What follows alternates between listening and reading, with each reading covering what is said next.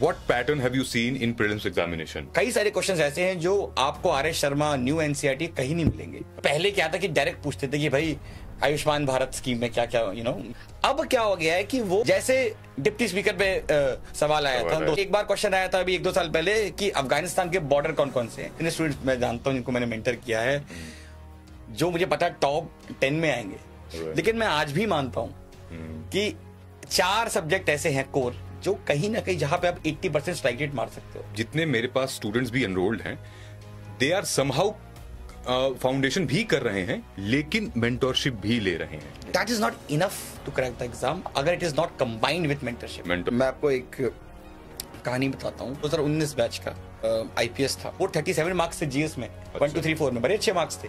SC में 69 marks आए थे। 69। और क्या इतना ज्यादा इंपॉर्टेंट है करंट अफेयर्स कि आप डेली 2 घंटे दो?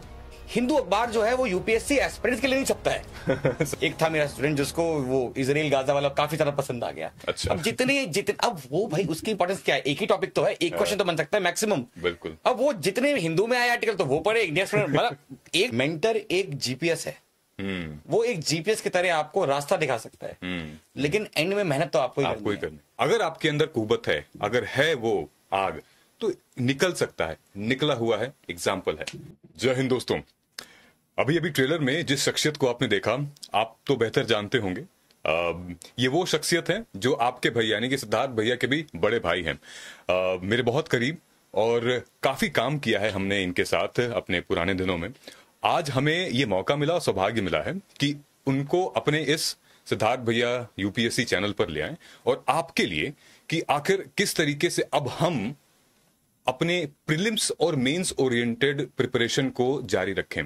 दोस्तों, आपको पता ही होगा कि 2014 से ले लेते हैं, तब से लेकर और अब तक प्रीलिम्स का जो पैटर्न वो काफी जिगजैग रहा है। There is no set pattern, right? And of course unpredictable public service commission, जिसका नाम आपने दिया है यूपीएससी।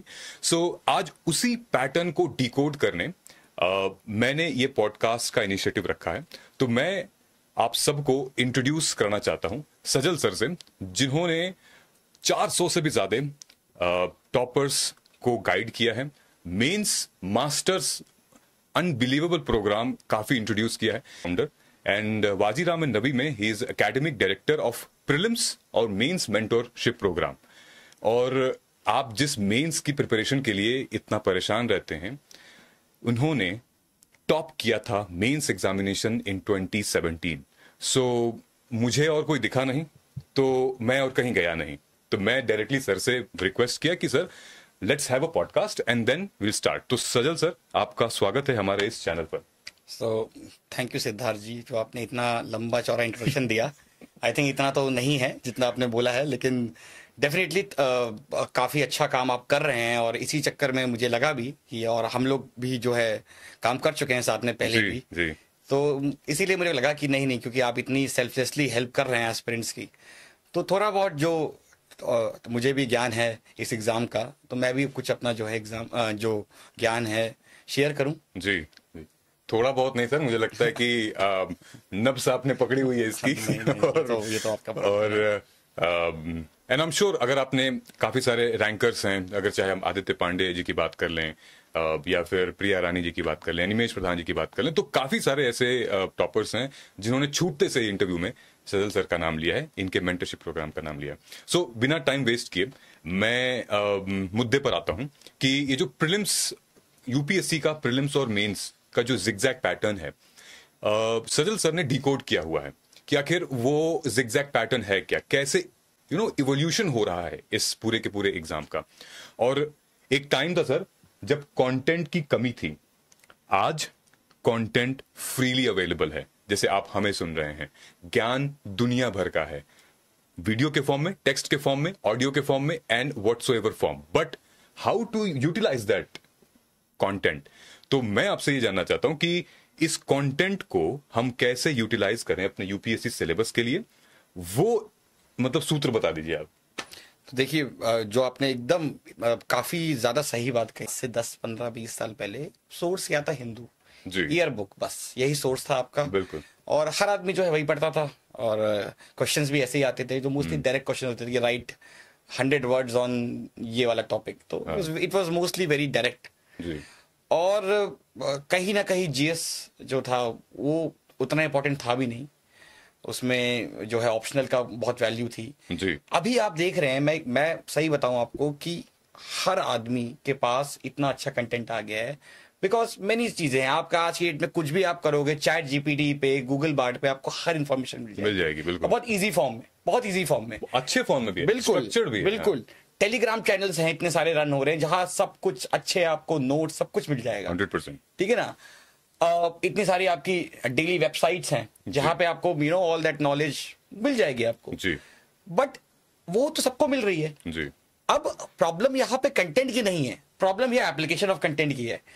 एप्लीकेशन ऑफ कंटेंट जो है वो कहीं ना कहीं मेरे को लगता है कि उसमें राइट गाइडेंस बहुत इंपॉर्टेंट है, क्योंकि इतना कुछ फैला हुआ है आपके पास चीजें एक since I am student of economics, तो एक होता है ना 3 सेंट्रल प्रॉब्लम्स होती हैं, right, what to read, how to read and from where to read. So that's very important कि इतना कंटेंट है, अब उस कंटेंट को स्ट्रक्चराइज कैसे करना है, कैसे उसको यूज करना है आंसर राइटिंग के फॉर्म में, कैसे उससे नोट्स बनाने हैं, कैसे उससे प्रीलिम्स के क्वेश्चन सॉल्व करने हैं, ठीक है ना, ये सारी चीजें जो, और कितना कंटेंट पढ़ना है, दैट्स ऑल्सो वेरी इंपॉर्टेंट, क्योंकि इतना सारा कंटेंट है आप सारा तो नहीं कर सकते हो, तो वहां पे कहीं ना कहीं राइट गाइडेंस, राइट मेंटरशिप काम आती है। तो अगर आपका कोई आपका दोस्त हो जो ऑलरेडी आईएएस बन चुका हो, आप उससे कंसल्ट कर सकते हैं, या फिर आप जो है ढूंढ सकते हैं कोई अच्छा मेंटर,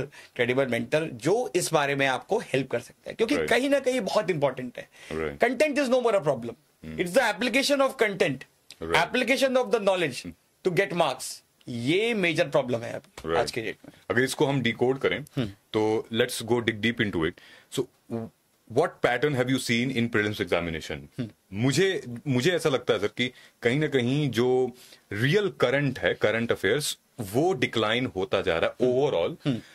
हालांकि इंपॉर्टेंस है डेफिनेटली, प्री प्लस मेंस में ज्यादा इंपॉर्टेंट है, लेकिन प्री में अगर हम बात करें तो डिक्लाइन हो रहा है। So do you see a major fall, या फिर कोई आपने अलग एक देखा है? देखिए, बेसिकली करंट अफेयर्स का डिक्लाइन नहीं हुआ है सच, लेकिन nature of current affairs change हो रहा है। ठीक है, जैसे तो पहले क्या था कि डायरेक्ट पूछते थे कि भाई आयुष्मान भारत स्कीम में क्या क्या क्या इश्यूज हैं, प्रधानमंत्री, तो डायरेक्टली थे स्कीम्स से, करंट अफेयर्स से क्वेश्चन आते थे, अभी भी आते हैं बट वो कम आते हैं। अब क्या हो गया है कि वो जो आपको लगते हैं कि वो स्टैटिक क्वेश्चंस हैं, वो कहीं ना कहीं वो होते हैं जो न्यूज में रहे होते हैं। जैसे डिप्टी स्पीकर पे सवाल आया था 2 साल पहले, तो डिप्टी स्पीकर पे हमको लगेगा कि वो स्टैटिक सवाल है, लेकिन डिप्टी स्पीकर बहुत न्यूज में था, कई सारे आर्टिकल्स आए थे इंडियन एक्सप्रेस पे, हिंदू में, कि पहली बार ऐसा हुआ है कि डिप्टी स्पीकर नहीं अपॉइंट हुआ है कई सालों में, तो वो न्यूज में चल रहा था, ठीक है ना। या फिर इवन ऑफिस ऑफ प्रॉफिट वाला जो क्वेश्चन आया था, वहां पे भी ऐसे ही था, वो न्यूज में चल रहा था। या आपका एक आया था क्वेश्चन उस पे बेल पे और उस पे पैरोल पे, पैरोल, बिल्कुल, तो वो आपका संजय दत्त का जो है उस समय इशू चल रहा था जी, गुरु राम रहीम का इशू चल रहा था बार बार, ठीक है ना। या आपका एक बार क्वेश्चन आया था अभी 1-2 साल पहले कि अफगानिस्तान के बॉर्डर कौन कौन से हैं, तो हमें लगेगा कि एक ज्योग्राफी का क्वेश्चन है, लेकिन वो इसलिए पूछा गया क्योंकि जब अफगानिस्तान में तालिबान गवर्नमेंट आई तो बड़ा न्यूज में आया था कि भाई उसके जो नेबर्स हैं वो क्या क्या कर रहे हैं, कौन नेबर्स हैं, तो कहीं ना कहीं डेफिनेटली डायरेक्ट करंट अफेयर्स कम हो रहा है, लेकिन करंट अफेयर्स पर से उसका नेचर चेंज हो रहा है। जी जी। सो ये तो करंट अफेयर ओरिएंटेड बात हो गई। क्वेश्चंस के पैटर्न में भी हमें देखने को कुछ मिल रहा है क्या, कि आर्ट एंड आर्किटेक्चर जो हिस्ट्री का है पोर्शन, उससे कुछ अलग तरीके के सवाल आ रहे हैं, या फिर आईआर बेस्ड क्वेश्चंस आ रहे हैं, तो हम किस तरीके से प्रिपेयर कर सकते हैं? मतलब what should be our priority first during preparation? देखिए, पहले क्या था ना, बड़ा सेट पैटर्न था कि 12 क्वेश्चन पॉलिटी से, लगभग 10-12 क्वेश्चन हिस्ट्री से, 6 से 7 क्वेश्चन कल्चर से, और उसके सोर्सेज भी फिक्स थे कि इन्हीं बुक से आएगा। तो मतलब उस समय ऐसा होता था कि भाई अगर आपने एक बार क्लियर कर लिया है तो आप 10-15-20 दिन की मेहनत के बाद फिर से क्लियर कर लेते थे एग्जाम। लेकिन अब ऐसा नहीं है, अब प्री बड़ा अनप्रेडिक्टेबल हो गया है। इनफैक्ट सबसे मैं आपको ऐसे में कितने स्टूडेंट्स मैं जानता हूं जिनको मैंने मेंटर किया है, जो मुझे पता है टॉप 10 में आएंगे, इस बार भी मैं इस बार की बात बताऊं तो ऐसे कई स्टूडेंट्स थे जिनको मैं मेंटर कर रहा था, मुझे पता था कि इनका प्री क्लियर हो गया तो ये they have a potential to be top 10 rank, इतने अच्छे आंसर लिखते थे। अच्छा। लेकिन उनका प्री नहीं हुआ। ठीक है ना। तो अल्टीमेटली कहीं ना कहीं प्री जो है नेचर ऑफ क्वेश्चन, क्योंकि क्या हो गया है कि अब एक तो पहली बात क्या है कि अब questions are not current affairs, they are contemporary affairs, मतलब 2-3 साल से आ रहे हैं। और दूसरी बात, कहीं ना कहीं यूपीएससी एक मेजर पार्ट उन बेसिक सोर्सेज से बाहर जा रहा है, बाहर जा रहा है। वो मतलब जो है कई क्वेश्चंस जो हैं वो जो बेसिक बुक्स में नहीं होते, स्पेशली आर्ट एंड कल्चर के आप देखिए कई सारे क्वेश्चंस ऐसे हैं जो आपको आर.एस. शर्मा न्यू एनसीईआरटी कहीं नहीं मिलेंगे।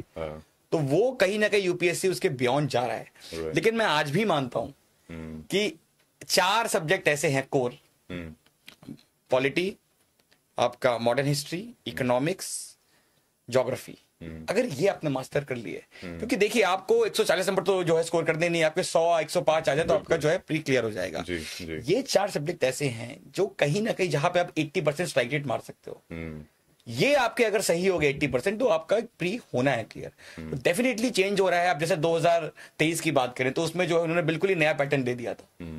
वहां पे उन्होंने जो है assertion based, reason based questions जो हैं वहां पे डाल दिए थे।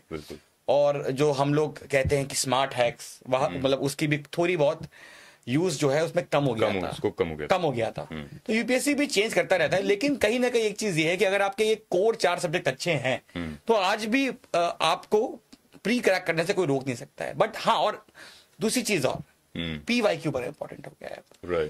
पीवाईक्यू बेस आपको ये चीज मालूम करनी पड़ेगी कि कौन से एरियाज हैं जिसपे हमें ज्यादा फोकस करना है। क्योंकि देखिए अनलाइक मेंस एग्जाम जहां पे एक प्रॉपर सिलेबस है, प्री का कोई एज सच बहुत क्लियर कट जो है सिलेबस नहीं है। बिल्कुल। तो वहां पे आपको मालूम करना पड़ेगा कि भाई देखो सस्टेनेबल एग्रीकल्चर पे एक सवाल पूछता है हर बार, जेनेटिक्स पे एक सवाल आता ही है, तो आपको उस पे तो एक देते ही हैं। राइट। तो अल्टीमेटली आपको एटलीस्ट उन सवालों को, बुद्धिज्म जैनिज्म पे हर बार आता ही है सवाल, फंडामेंटल राइट्स पे आता ही है सवाल। तो आपको एटलीस्ट उन टॉपिक्स को, उन 200-300 थीम्स को आइडेंटिफाई करना पड़ेगा और उस बेसिस पे आपको तैयारी करनी पड़ेगी। तो पीवाईक्यू का importance specially in prelims have become very important. Right. मुझे एक पीवाईक्यू से बात याद है सर, 2023 में जितने भी टॉपर्स निकले थे उनको रिसेंटली मैंने एक वीडियो भी बनाई थी इन लोगों के लिए। उन लोगों ने एक गूगल फॉर्म भरा, लगभग 200 टॉपर थे, उन लोगों ने गूगल फॉर्म भरा। गूगल फॉर्म में मैं एक चीज देख के हैरान रह गया, उसमें ये मेंशन था, आप लोग एक्सेस कर सकते हैं हमारे टेलीग्राम से, यूट्यूब में भी होगा, मैंने लिया था सेशन सर। उसमें यह था कि जो फाउंडेशन जो प्रोग्राम्स हैं वो लोग कतरा रहे हैं उसको लेने से, बजाय prelims mentorship, answer evaluation and test series oriented program वो ज्यादा कर रहे हैं। और इनफैक्ट जो जितने मेरे पास स्टूडेंट्स भी एनरोल्ड हैं, दे आर समहाउ फाउंडेशन भी कर रहे हैं लेकिन मेंटोरशिप भी ले रहे हैं। ये इंपॉर्टेंट है। So what do you think, is this the shift of trend?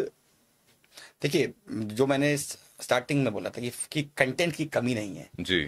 Foundation programmes का बेसिक फोकस होता है कंटेंट बिल्डिंग में, नॉलेज क्रिएशन में और कॉन्सेप्चुअल क्लैरिटी में, जो कि इंपॉर्टेंट चीज है। ऐसा नहीं है कि इंपॉर्टेंट नहीं है भाई, बिना कॉन्सेप्चुअल क्लैरिटी के नॉलेज के आप एग्जाम क्लियर नहीं कर सकते। बिल्कुल। लेकिन that is not enough to crack the exam अगर it is not combined with mentorship. Right. क्योंकि फाउंडेशन का मेन पर्पस क्या है? Knowledge creation. मेंटरशिप प्रोग्राम्स का क्या मेन मकसद है? Application of the knowledge to get marks. बिल्कुल। हम यहाँ सिर्फ नॉलेज लेने के लिए नहीं आए। बिल्कुल। हम यहाँ पे ऐसा नहीं है कि हम यहाँ पे भाई नॉलेज करके हमें कोई डिग्री मिल रही है।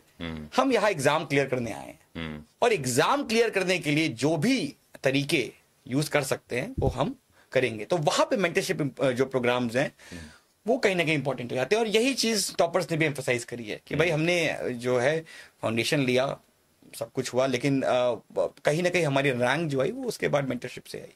तो मेंटरशिप जो है कहीं ना कहीं एक कैटलिस्ट के टाइप पे काम करता है। बिल्कुल। लेकिन इसका मतलब ये नहीं है कि फाउंडेशन प्रोग्राम अगर आप तैयारी एकदम स्टार्ट कर रहे हैं और आप जो है आपको लगता है कि आपका बैकग्राउंड नहीं है तो डेफिनेटली वहां पे रोल है। वन कैन सी डेफिनेटली, और कर भी रहे हैं लोग, ऐसा नहीं है। यहाँ पर सर मैंने कई सारे रैंकर्स जब आपका नाम लेते थे, स्पेसिफिकली मेंस ओरिएंटेड की आपके गाइडेंस के अंदर बहुत इम्प्रूव किया है, उन्होंने अपने आंसर्स का इवोल्यूशन देखा है आपके गाइडेंस के अंदर। तो और हम लोग भी थे जब साथ में काम करते थे, तो हम लोग भी सेट पैटर्न पे उनको गाइड करते थे। मुझे ये बताएं कि क्या मेंस के क्वेश्चन का भी ट्रेंड चेंज हुआ है? क्या उनके क्वेश्चन पूछने का भी इवोल्यूशन हुआ है? क्या आंसर लिखने का भी एक इवोल्यूशन हुआ है पहले से? मैं आपको एक कहानी बताता हूँ। एक 2019 बैच का आईपीएस था और अच्छी रैंक थी, 100 से 200 के बीच रैंक थी, और जीएस में मार्क्स भी बहुत अच्छे थे। और उसके बाद उनको जो है कैडर अच्छा नहीं मिला था, तो उनको 2023 में फिर मन हुआ कि भाई एग्जाम देते हैं। अच्छा। तो 2023 में वो आए मेरे पास कि भाई मेरी इतनी रैंक थी, ये है वो है। तो मैंने कहा ठीक है, आपके पास कुछ कॉपीज हैं उस समय की? तो उन्होंने मेरे को कुछ कॉपीज भेजी। मैंने कहा देखो, इस कॉपी में ना अब मुश्किल है, मतलब मार्क्स लाना, मतलब यू हैव टू इम्प्रूव, मतलब ये भूल जाओ कि तुम्हारी 100 जो भी रैंक थी उस समय। अब वो जो है 4 साल में बहुत चेंज हो गया है। लोगों ने आंसर राइटिंग बहुत शुरू कर दी है, चैट जीपीटी और ये सब आ गया है, तो लोगों का कंटेंट बिल्डअप हो गया, नोट्स बिल्डअप हो गया है। उन्होंने जो है एडवाइस नहीं मानी, कहीं ना कहीं उनको था कि चलो आईपीएस तो है, कोई दिक्कत नहीं है। और उन्होंने जो कहा कि 19 में तो मार्क्स आई थे, मेरे मार्क्स तो जो है वो इंटरव्यू में कम थे, तो इंटरव्यू में मैं देखूंगा मेन। उनका मेंस नहीं क्लियर हुआ। अच्छा।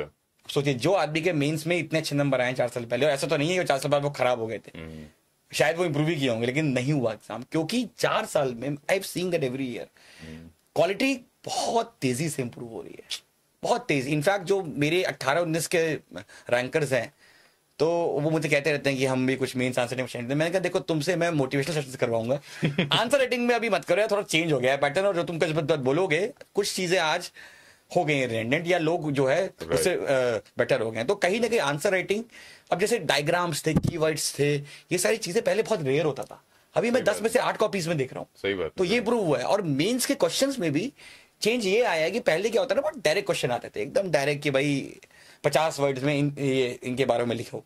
अभी क्या होता है कि वो थोड़े एनालिटिकल आते हैं, और कहीं ना कहीं लिंक हो रहे हैं। जैसे आप देखोगे लास्ट ईयर GS1 में कई क्वेश्चन ऐसे पूछे जाए कि भाई ultimately science and technology in सल्तनत पीरियड, ठीक है ना, तो वो कहीं ना कहीं ज्योग्राफी इसको लिंक कर रहे हैं सोसाइटी से, सोसाइटी को लिंक कर रहे हैं कल्चर से, तो इस टाइप्स के, और इंटरलिंकिंग सब्जेक्ट्स क्वेश्चंस आ रहे हैं, ठीक है ना। और कहीं ना कहीं GS2 में भी आप देखोगे तो डायरेक्ट क्वेश्चंस नहीं आ रहे हैं, you have to break it down. In fact ऐसे में ऐसे की भी जो इवोल्यूशन है, मैं उस बारे में भी आपसे पूछना चाहता हूँ कि वो भी बड़ा ट्यूमल्टुअस रहा है, ऊपर नीचे फिलोसॉफिकल आता है, नहीं आता है। अभी आपने कैसे देख रहे हैं ऐसे को? पहले तो ऐसे वाज वेरी क्लियर कि डायरेक्ट टॉपिक्स आते थे, federalism is the key issue in India, how can India win 50 golds by 2030 या 20 टाइप के बिल्कुल डायरेक्ट क्वेश्चन आते थे। अब ऐसा नहीं है, अब वो बिल्कुल कोट्स दे देते हैं, प्रॉपर फिलोसफिकल। वहां पे इंपॉर्टेंट ये है, सबसे इंपॉर्टेंट ये है कि आप पहली बात तो इंटरप्रेट करना इज द की, क्योंकि आपने इंटरप्रेट अगर गलत कर लिया, एंड दैट्स व्हाई मार्क्स बहुत ड्रास्टिक हो रहे हैं। मेरे पास एक था लास्ट से स्टूडेंट जिसके 437 मार्क्स थे जीएस में, 1 2 3 4 में बड़े अच्छे मार्क्स थे, एससी में 69 मार्क्स आए थे। 69? और जबकि उससे एक साल पहले 134 या 135 थे। तो क्या हुआ कि उसने क्वेश्चन मिस रेड कर लिया, मिस इंटरप्रेट कर लिया। तो अब इसलिए ऐसे बहुत इंपॉर्टेंट हो गया है कि आप इंटरप्रेट करें, और जो है, और यही पे इसलिए जो है फ्रेमवर्क्स इंपॉर्टेंट हो गए हैं मेंटरशिप वाले, कि ऐसे के जो फ्रेमवर्क्स हैं अगर वो आप अच्छे से ब्रेक कर पा रहे हो तो दैट्स इंपॉर्टेंट। राइट। और जैसे अभी शुरुआत में हम लोगों ने करंट अफेयर की बात की थी, अभी न्यूज़पेपर मैंने देख रहा हूं मैं कि लगभग 10 में से 8 प्लेटफॉर्म्स पे करंट अफेयर्स के क्लासेस चलते हैं डेली, 2 घंटे 3 घंटे 4 घंटे, विच इज ठीक है अपनी जगह। क्या इतना ज्यादा इंपॉर्टेंट है करंट अफेयर्स कि आप डेली 2 घंटे दो, डेली 3 घंटे दो? देखिए, हाँ देखो, इसका ट्रेंड मैं समझना चाहता हूँ आपसे। देखिए सिताज जी, तो इसमें बहुत क्लियर है कि मुझे लगता है कि 90 मिनट से ज्यादा टाइम नहीं देना चाहिए करंट अफेयर्स को, वो उतना ही डिजर्व करता है। क्योंकि अल्टीमेटली जब आप टॉपिक्स पढ़ते हो मेंस के भी और उनके, तो वो कहीं ना कहीं उसमें बहुत सारी चीजें करंट अफेयर्स होती ही हैं। बिल्कुल बिल्कुल। 90 मिनट्स, और वहां पे मेरा जो पर्सनल मानना है कि न्यूज़पेपर पे 30 मिनट से ज्यादा आपको नहीं देना चाहिए। बिकॉज अल्टीमेटली देखिए, बात यह है कि 10-15 साल पहले कोई सोर्स था नहीं, हिंदू ही था, तो आपको हिंदू पे रिलाई करना था। अब हिंदू अखबार जो है वो यूपीएससी एस्पिरेंट्स के लिए नहीं छपता है। सही वो एक अखबार है, सही बात, ठीक है ना। उसमें जो भी यूपीएससी रेलेवेंट इंफॉर्मेशन है वो आपको फ्री में मिल जाती है बहुत सारे प्लेटफॉर्म्स में। तो आपके लिए वो इंफॉर्मेशन जरूरी है। और वो इंफॉर्मेशन आप न्यूज़पेपर से लें या आप और किसी कहीं से लें। अगर आप न्यूज़पेपर से लेंगे तो definitely will take your more time and every minute is important. तो अगर वही इंफॉर्मेशन आपको प्लेटफॉर्म्स में मिल रही है, टेलीग्राम पे मिल रही है, तो आप वहां से लो, वहां से कंज्यूम करो। भाई यही तो बात है ना कि स्मार्ट स्टडी तो हमें करनी पड़ेगी, ठीक है ना। क्योंकि बहुत इंपॉर्टेंट है कि एक चीज बहुत इंपॉर्टेंट है जो मैंने आपको ये पहले भी बोला था कि जीएस अब की हो गया है, पहले नहीं था। पहले नहीं था, पहले तो ऑप्शनल में लोग लेके, मतलब मेरे कितने लोग जानने वाले हैं भैया लोग जो थे कि जिन्होंने लिया ऑप्शनल फिजिक्स केमिस्ट्री 70% नंबर लेके आए ऑप्शनल में, जीएस में बिल्कुल एवरेज नंबर और आईएएस बन गए। अब जीएस की क्वालिटी भी तो बहुत अच्छी निकल कर आ रही है। बिल्कुल, जीएस की क्वालिटी भी, क्योंकि अब क्या है कि अब देखिए इसमें वर्ड हिस्ट्री भी आ गए, काफी सारी चीजें, एथिक्स आ गया, एवरीथिंग, अब पूरे सब्जेक्ट्स आ गए हैं। और अब भाई 1000 प्लस 250 साढ़े 1200 नंबर है। साढ़े 1200 नंबर अगर आपके वहां एवरेज मार्क्स आ गए तो आप कुछ भी कर लो ऑप्शनल में, आप आईएएस तो नहीं बन पाओगे। ठीक है, एक बार आपकी रैंक आ सकती है लेकिन आईएएस नहीं बन पाओगे।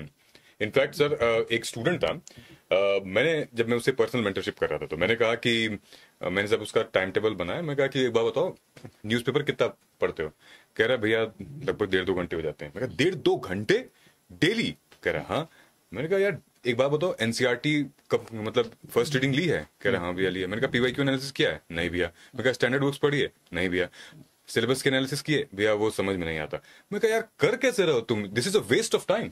सर फॉर एग्जांपल अगर क्वेश्चन आ जाता है कि लेट्स से कि हिंदू मैरिज एक्ट में कोई संसद में कोई एक बड़ी सी एक अमेंडमेंट हो जाती है और वो न्यूज़पेपर में छप जाता है, लेट्स से कि ट्रांसफर ऑफ प्रॉपर्टी कुछ भी, अब वो आ गया।